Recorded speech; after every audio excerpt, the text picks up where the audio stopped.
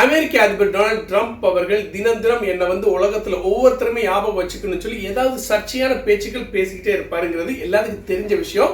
அந்த அடிப்படையில் கடந்த 2 நாட்களுக்கு முன்னாடி அமெரிக்காவில் நடந்த ஒரு மிகப்பெரிய ஏஐ மாநாடு, அதாவது செயற்கை நுண்ணறிவு மாநாடுல இவரை இன்வைட் பண்ணியிருக்காங்க ஒரு சீஃப் கெஸ்டா. அங்க ஒரு மனுஷன் இந்த டொனால்ட் ட்ரம்ப் அவர்கள் வாய வச்சு சும்மா இல்லாம என்ன பேசியிருக்காருன்னா நம்ம அமெரிக்காவில் உள்ள பெரிய நிறுவனங்கள் கிடையாது, மிகப்பெரிய நிறுவனங்கள் நம்ம அமெரிக்கர்களை வேலையிலிருந்து நீக்கிட்டு இந்தியர்களை மிகப்பெரிய பதவியில் உட்கார வச்சு வேலை வாங்கிட்டு இருக்காங்க. அதனால நம்மளுடைய அமெரிக்க சுதந்திரம் ரொம்ப பாதிக்கப்படுது.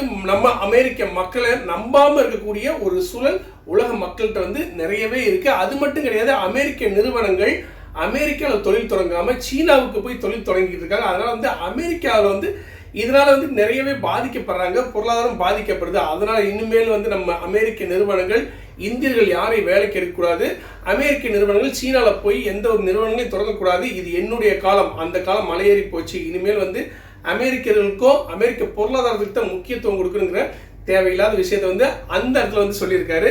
இதனால இன்வைட் பண்ண அத்தனை பெரிய நிறுவனங்களும் ஏன்டா இவரை கூப்பிட்ட, தேவையில்லாம நம்மளுடைய வேலைக்கே ஆப்பு வச்சிருப்பாரோ அப்படிங்கிற அளவுக்கு அவங்க உள்ளுக்குள்ள புலம்பிக்கிட்டு இருக்காங்க. நம்ம அமெரிக்க டொனால்ட் ட்ரம்ப் அவருக்கு இன்னொரு பேர் இருக்கு, அதுதான் கண்டென்ட் நாயகன். டெய்லி ஏதாவது ஒரு கண்டென்ட் கொடுத்துக்கிட்டு இருப்பாரு. மீண்டும் ஒரு தகவலுடன்